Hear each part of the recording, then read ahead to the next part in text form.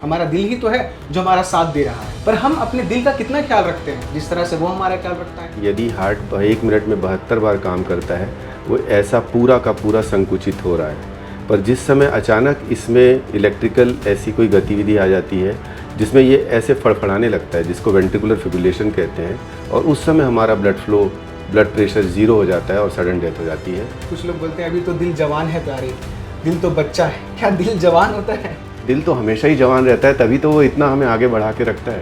और ये मन है जो कभी बिगड़ता है, कभी टूटता है, कभी जुड़ता है, कभी इसको प्यार आता है, कभी गुस्सा होता है। इसका एक्चुअली में दिल या हार्ट से कोई संबंध नहीं है। लोग ये कहने लगे कि जो अचानक से हार्ट अटैक देखने को मिल रहे हैं वो कोविड की वजह से हो सकता है। ये सच बात है कि कोविड के बाद, क्योंकि कोविड इटसेल्फ ही ऐसी बीमारी थी जिसमें लोगों को क्लॉट बन रहे थे और क्लॉट बनने के कारण उनको हार्ट अटैक आ रहे थे। जितनी भी सडन कार्डियक डेथ हुई हैं, यदि वहाँ डिफिब्रिलेटर रहा होता, चाहे वो अब्दुल कलाम क्यों नहीं हो, तो उनको बचाया जा सकता था। एक शॉक देते हैं और पेशेंट उठ के बैठ जाता है, मेरे को क्या हुआ। पिज्जा बर्गर खाने से हार्ट अटैक आ सकते हैं या दिल की बीमारी हो सकती है? यस।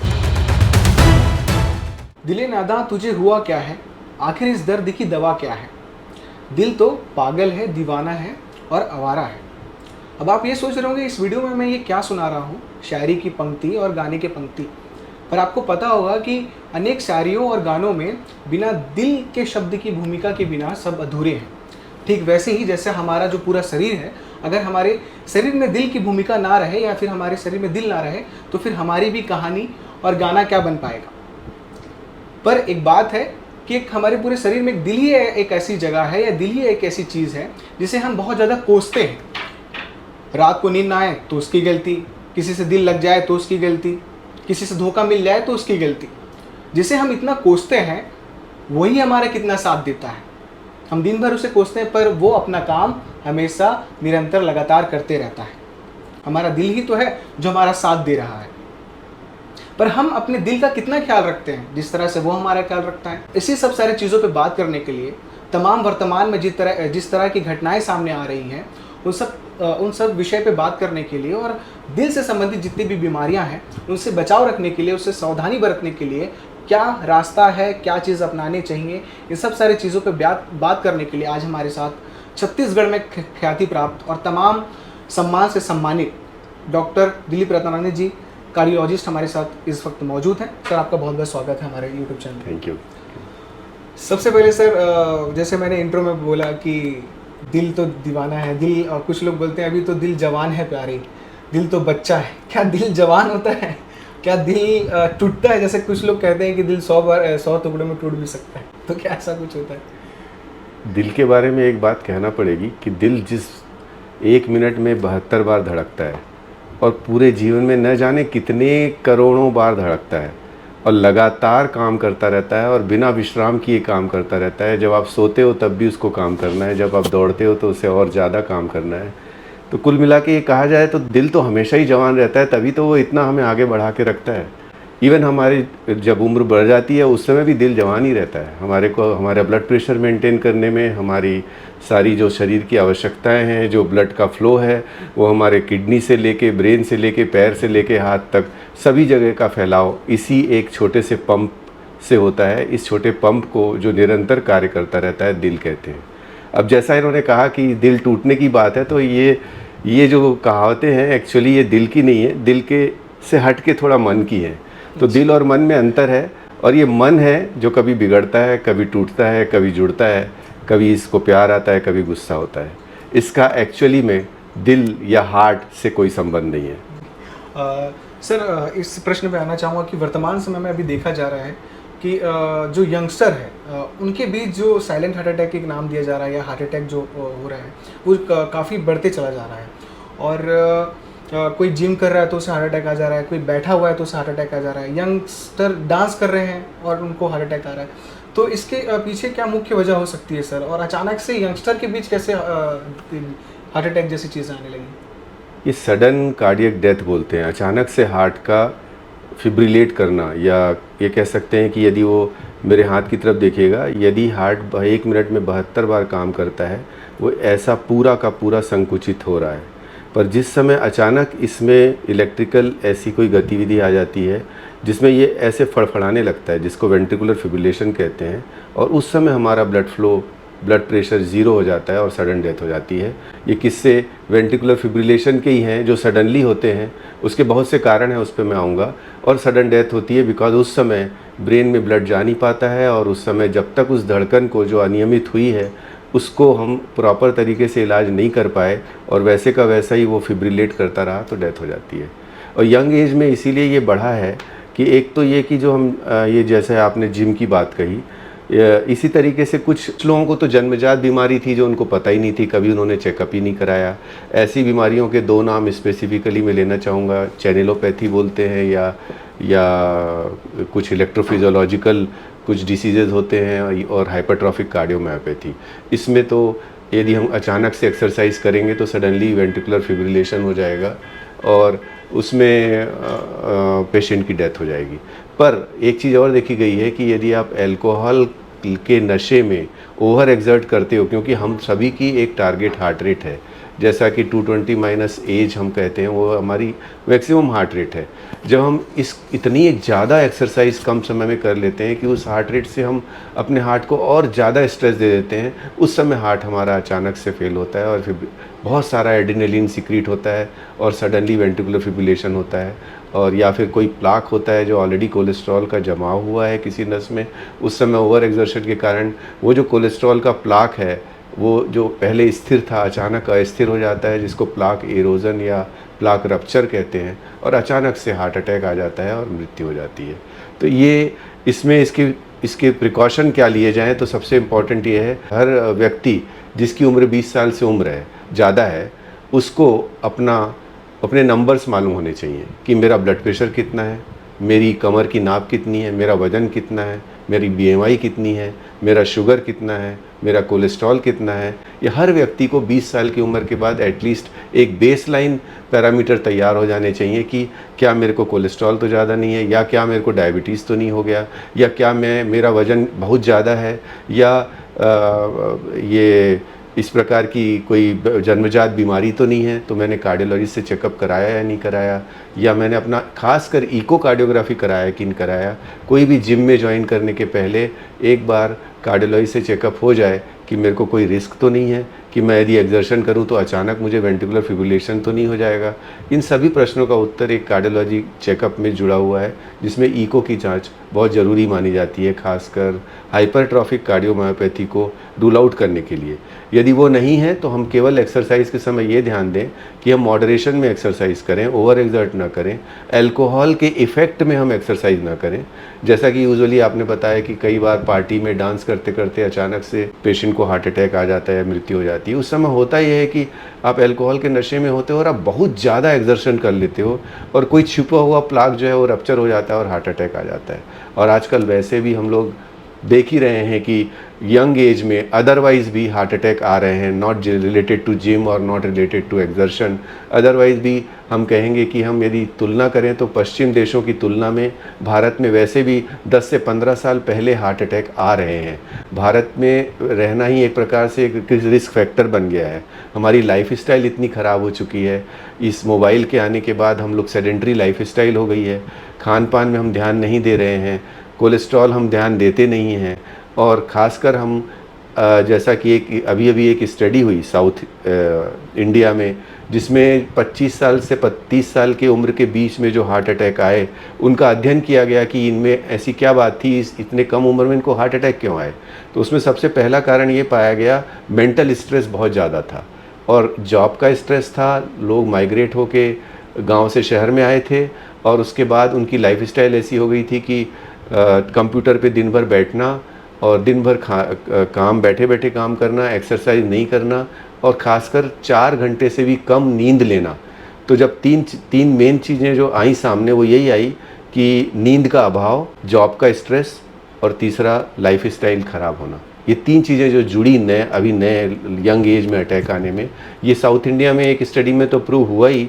अभी वेदांता में दिल्ली में भी एक स्टडी हुई हॉस्पिटल में कि यंग एज में जो अटैक आ रहे थे उसमें क्या कारण थे, उसमें भी यही 3 चीज़ें सबसे ज़्यादा हाईलाइट हुई। तो हमें अपना ध्यान देना है, मेनली लाइफस्टाइल पे ध्यान देना है, और नेचुरली जैसा कि एक्सरसाइज प्रोग्राम से यदि जुड़ना है तो पहले हमारा अपना चेकअप होना चाहिए। और वैसे कहा जाए कि इन जनरल हमें क्या सावधानियां बरतनी चाहिए, तो ऐसा कहते हैं कि हार्ट के 5 दुश्मन हैं। एक है सबसे बड़ा दुश्मन स्मोकिंग और तंबाकू का सेवन, दूसरा दुश्मन है कोलेस्ट्रॉल का ज़्यादा होना, तीसरा है डायबिटीज़ का ज़्यादा होना, चौथा है ज़्यादा ब्लड प्रेशर होना, पांचवा सेडेंट्री लाइफस्टाइल या मोटापा इसे कहा जा सकता है। और बाद में जो 4 चीज़ें अभी अभी ICMR ने जोड़ी रिस्क फैक्टर में, उसे सबसे इम्पॉर्टेंट रिस्क फैक्टर ये जोड़ा कि इंडिया में जो हम अल्कोहल लेते हैं वो भी एक रिस्क फैक्टर है, क्योंकि विदेशों की तुलना में यहाँ जो इस प्रकार से अल्कोहल का यूज़ किया जाता है वो बिंज ड्रिंकिंग होती है। बिंज ड्रिंकिंग का मतलब एक साथ बहुत कम समय में ज़्यादा अल्कोहल का लेना और साथ में बहुत सारा खाना। ये पैटर्न वेस्टर्न पैटर्न से बिल्कुल अलग है और ऐसा जो है करने से रिस्क फैक्टर, बहुत बड़ा रिस्क फैक्टर हार्ट अटैक के लिए बन जाता है। और उसके साथ साथ जो नई चीज़ें आई, जो हमारी डाइट में हम लोग जो लैक ऑफ ड्राई फ्रूट्स और फ्रेश फ्रूट्स और ग्रीन लीफी वेजिटेबल्स जिस पे हम कम ध्यान दे रहे हैं, और खाने में हम लोग पिज़्ज़ा और बर्गर और ऐसी चीज़ों पे ज़्यादा निर्भर कर रहे हैं और साथ में स्मोकिंग भी कर रहे हैं। तो ये चीज़ें साथ साथ में रिस्क फैक्टर के रूप में जुड़ी, और ख़ासकर जैसे जैसे हमारी उम्र बढ़ती जाती है वैसे वैसे हार्ट अटैक आने के चांसेस बढ़ते जाते हैं। और ऐसा है यदि फीमेल के तुलना में मेल मतलब आदमियों को हार्ट अटैक आने के चांसेस वैसे भी ज़्यादा होते हैं, पर हम एज, सेक्स को और फैमिली हिस्ट्री को तो हम बदल नहीं सकते, तो इनको हम नॉन मॉडिफाइबल रिस्क फैक्टर बोलते हैं, जो हमारे हाथ में नहीं है। पर जो हमारे हाथ में है, जो हम कर सकते हैं, वो यही है कि हम अपनी लाइफस्टाइल को सुधारें। और यदि हमारी फैमिली हिस्ट्री पॉजिटिव है, यदि हमारे पिताजी को हार्ट अटैक 45 साल के कम उम्र में आया है या माँ को 55 साल से कम में उम्र में आया है, तो आपकी स्ट्रॉन्ग फैमिली हिस्ट्री है, तो इवन 30 साल का बच्चा भी उसको सतर्क हो जाना चाहिए कि मेरे माता पिता को यंग एज में हार्ट अटैक आया है, तो मुझे, मेरा कोलेस्ट्रॉल कितना है, मेरे को हार्ट अटैक आने के चांसेस कितने हैं, मुझे कार्डियोलॉजी से चेकअप कराने की ज़्यादा ज़रूरत है। तो उसको ये भी ध्यान देना है कि फैमिली में फर्स्ट डिग्री रिलेटिव में खासकर यदि हार्ट अटैक आया है तो आप घर के सारे लोग सतर्क हो जाइए।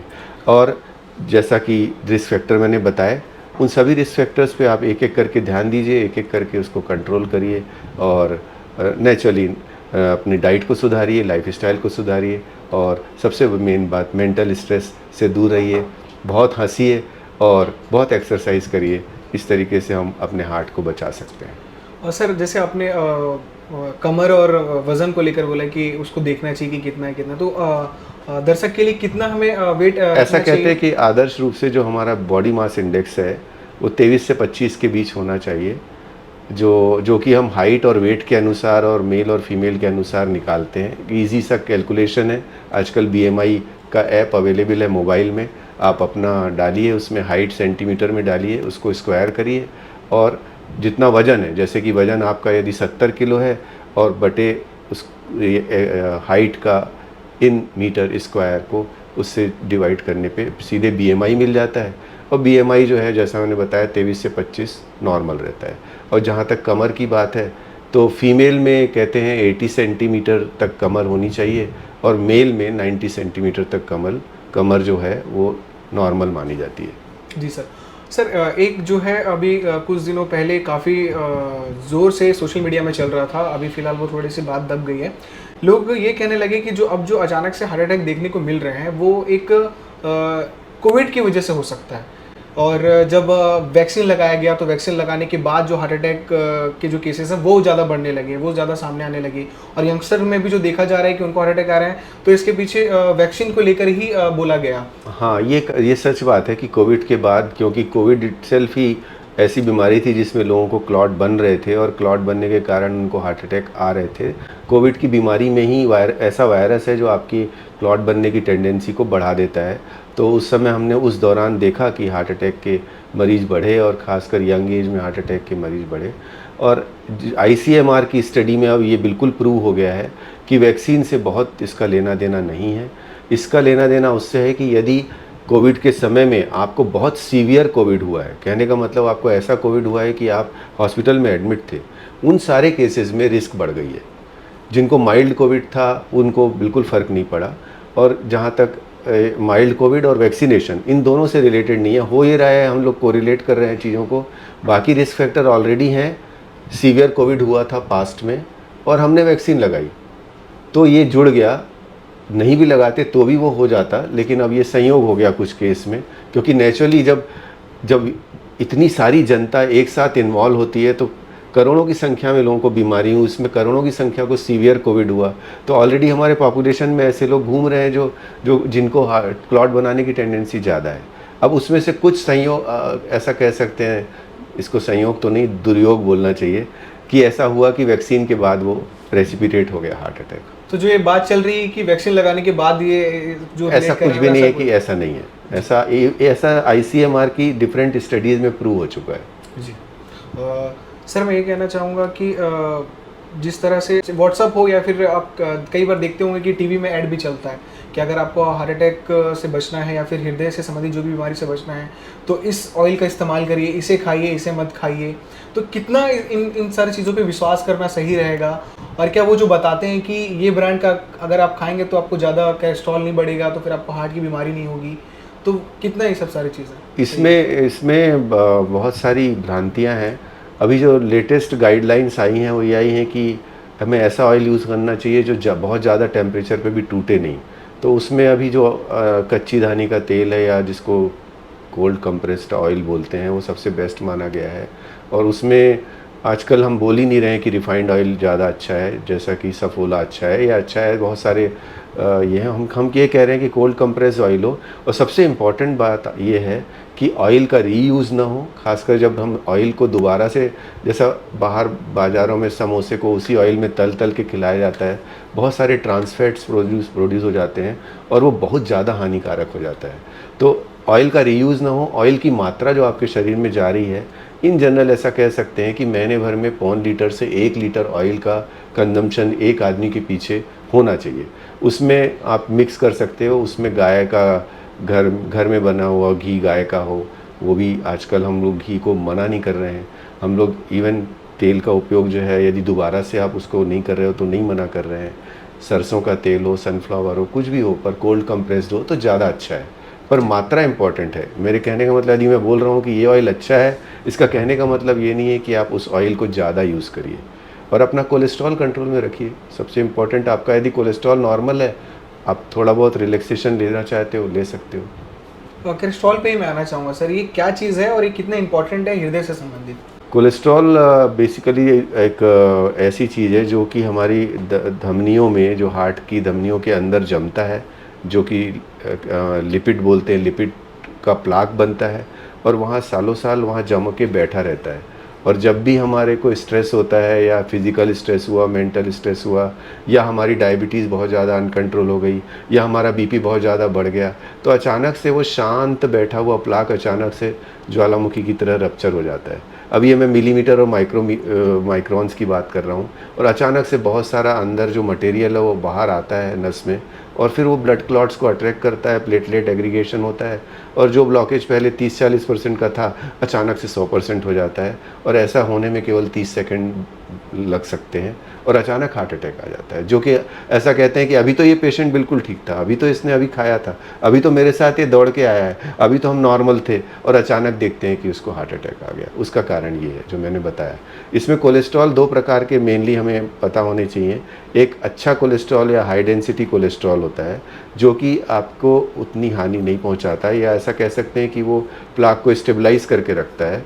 और LDL, लो डेंसिटी कोलेस्ट्रॉल, जो कि बहुत हानिकारक है, जो ऑक्सीडाइज होके आपके उस प्लाक में जमता है, और उसी के कारण ये प्लाक एरोजन और प्लाक रप्चर उसी से होते हैं और हार्ट अटैक आता है।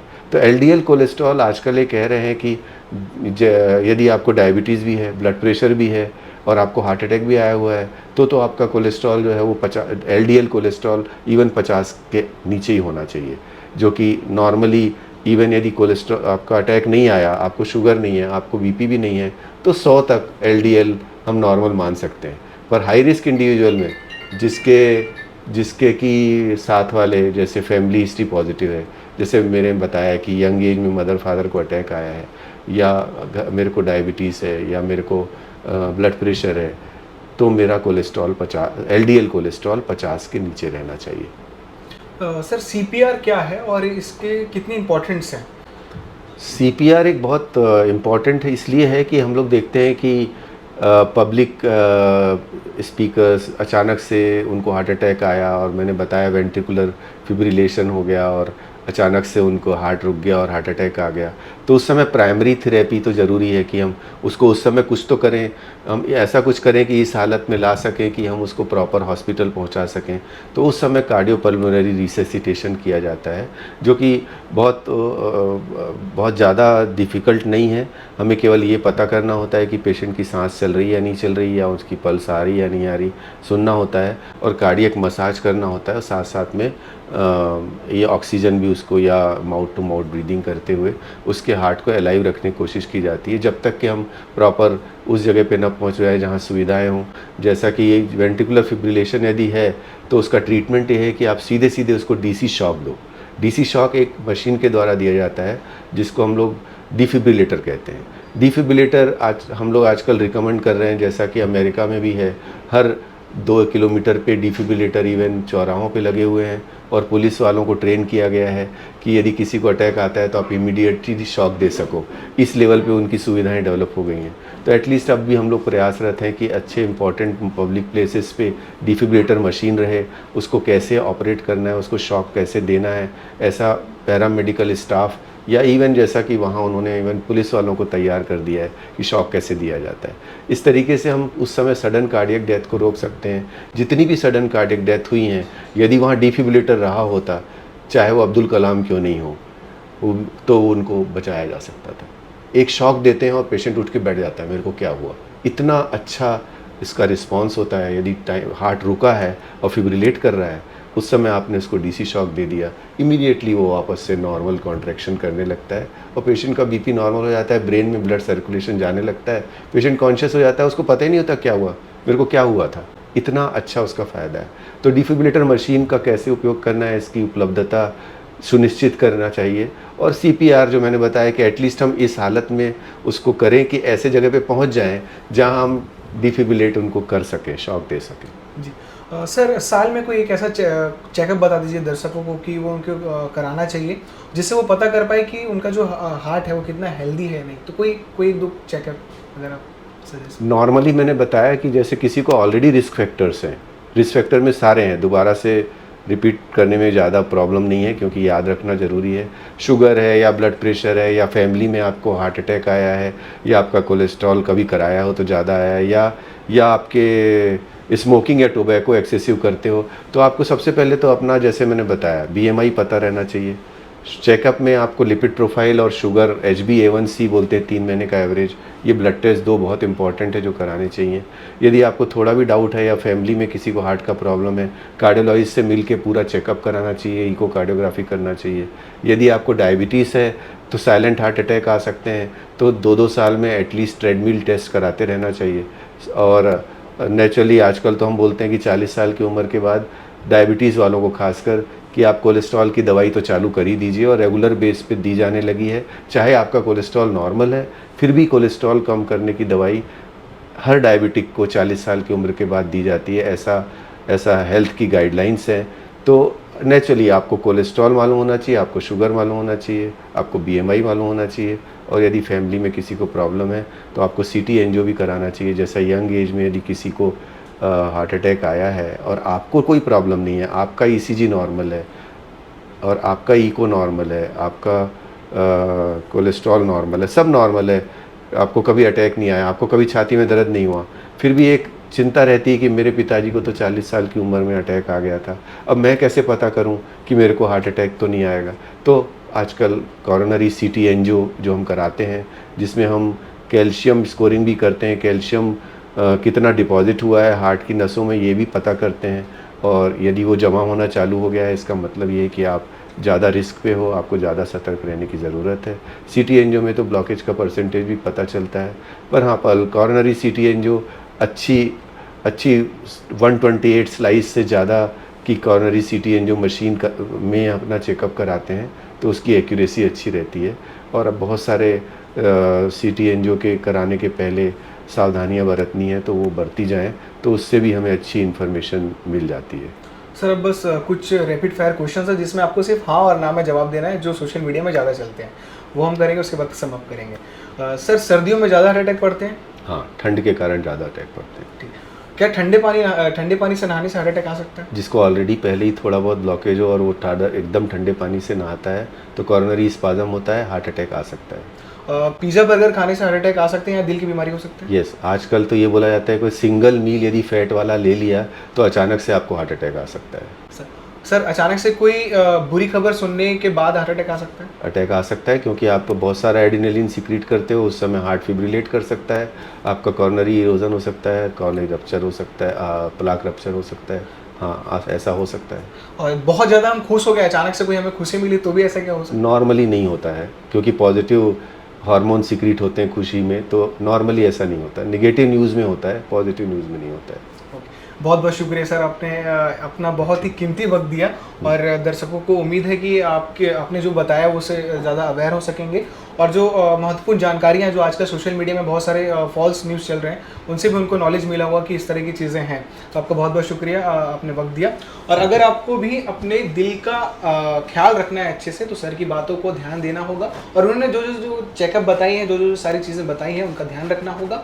और आपके पूरे शरीर का एक सबसे महत्वपूर्ण भूमिका वाला कोई अगर अंग है तो वो है आपका दिल। इसको सुरक्षित रखिए और इसे धड़कने में इसका साथ दीजिए और अपने आप को भी सुरक्षित रखिए, बेकार चीज़ों से दूर रहिए और एक्सरसाइज ज़रूर करिए। बाकी के अपडेट्स के लिए देखते रहिए केपी न्यूज़। बहुत बहुत शुक्रिया।